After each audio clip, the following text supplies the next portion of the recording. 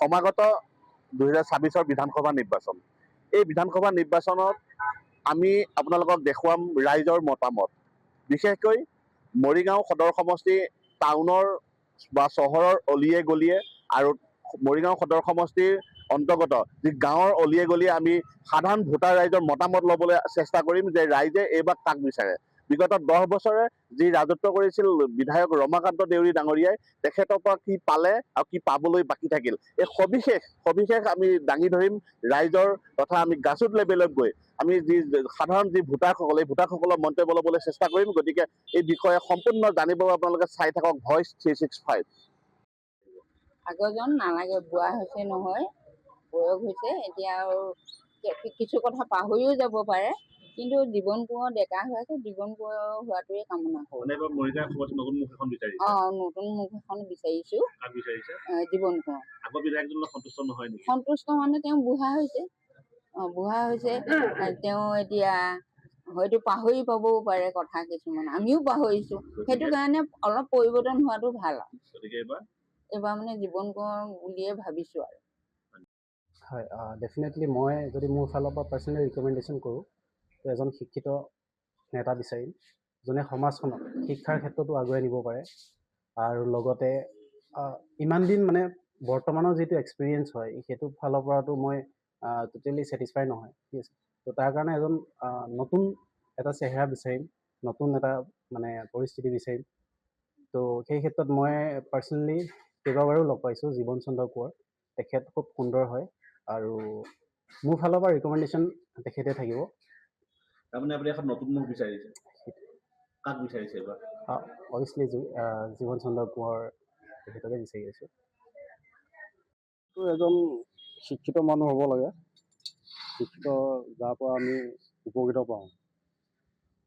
পাওঁ যাতে শিক্ষিত নিবনুৱা সমস্যাবিলাক দূৰ কৰিব লাগে। শিক্ষিত মানুহজন হ'লে ভাল হয়। আগৰ বিধায়কজন হ'লে সন্তুষ্ট নহয়? আগৰ বিধায়কজন মানে তেওঁ সিমান এটা আমাৰ পুৰণীয়া কামখিনি কৰা নাই, সেইটো কাৰণে বেলেগ এজন লাগে আমাক। আপোনালোকে নতুন মুখ বিচাৰিছে? নতুন মুখ বিচাৰিছোঁ। কাক বিচাৰিছে মৰিগাঁও সমষ্টিৰ পৰা? মৰিগাঁও সমষ্টিৰ পৰা ধৰক আমাৰ এই CM জীৱন কোঁৱৰ পালে বেছি ভাল পাওঁ। মৰিগাঁও সমষ্টিৰ বিধায়কৰ টিকট পোৱাটো আপুনি জীৱন কোঁৱৰকে বিচাৰিছে। বৰ্তমান যিহেতুকে আমাৰ জীৱন চন্দ্ৰ কোঁৱৰ আমাৰ তিৱা সাহিত্য পৰিষদৰ এজন মুখ্য কাৰ্যবাহী সদস্য হয় তেখেত। আজি তেখেত মুখ্য কাৰ্যবাহী সদস্য হোৱা আগৰে পৰা আমাৰ সমষ্টিত বহুতো ধুনীয়া কাম কৰি আহিছে আৰু এতিয়া শলাগ ল'বলগীয়া কথা এইটোৱে যে তেখেত CM কি বুলি কয় মুখ্য কাৰ্যবাহী সদস্য হোৱাৰ পিছৰ পৰা আমাৰ অঞ্চলত বহুতো উন্নতিৰ কাম কৰি আহিছে, ৰাস্তা ঘাট আদি কৰি নামঘৰ আদি কৰি বহুতো মানে উন্নতিৰ কাম কৰি আহিছে। গতিকে তেখেতকে মই মানে মোৰ ফালৰ পৰা মনোনীত কৰিছোঁ। মৰিগাঁও সমষ্টিৰ বিধায়ক হিচাপে কাক বিচাৰে? এতিয়া বৰ্তমান জীৱন চন্দ্ৰ কোঁৱৰকে বিচাৰিছোঁ। আহিব বিধায়ক হিচাপে এতিয়া আমাৰ নতুন এজন আহিলে ভাল হয় আৰু জীৱন কোঁৱৰকে আমি এতিয়া বেয়া পোৱা নাই, ভালে পাইছোঁ এতিয়া, তেখেত হ'লে ভাল লাগিব মোৰ।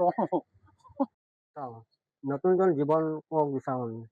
মৰিগাঁও সমষ্টিৰ বিধায়ক হিচাপে বিচাৰোঁ আৰু। কাক বিচাৰে? জীৱন কোঁৱৰক। আগৰ বিধায়কজন মানে ইমান মনোপতন হয় আৰু নহয়, তেখেতো বহুত দূৰৰ কি কয় হাবি বঙা চাইডৰ মানুহ। আমাৰ এতিয়া ঠাইতে হ'লে আমাৰ ভাল হয়, যিকোনো কামৰ কাৰণে সুবিধা হয়, কিবা এটা অসুবিধা হ'লেও আমি ক'ব পাৰোঁ, অমুকটো কৰি দিয়ক, অমুকটো দিয়ক, তেনেকুৱা নিচিনা। এখেতক এতিয়া লগ পোৱাটো অকণমান অসুবিধা, সেইকাৰণে নতুন এজন আমি বিচাৰিছোঁ আৰু নতুনজন হোৱাতে ভাল পাওঁ আৰু বা হওক আৰু। কাক বিচাৰিছে? জীৱন কোঁৱৰ। কোঁৱৰকে বিচাৰিছোঁ আৰু। কাক বিচাৰিম মানে আমি এইবাৰ এখন নতুন মুখ বিচাৰিছোঁ। আমাৰ যুৱ নেতা, শিক্ষিত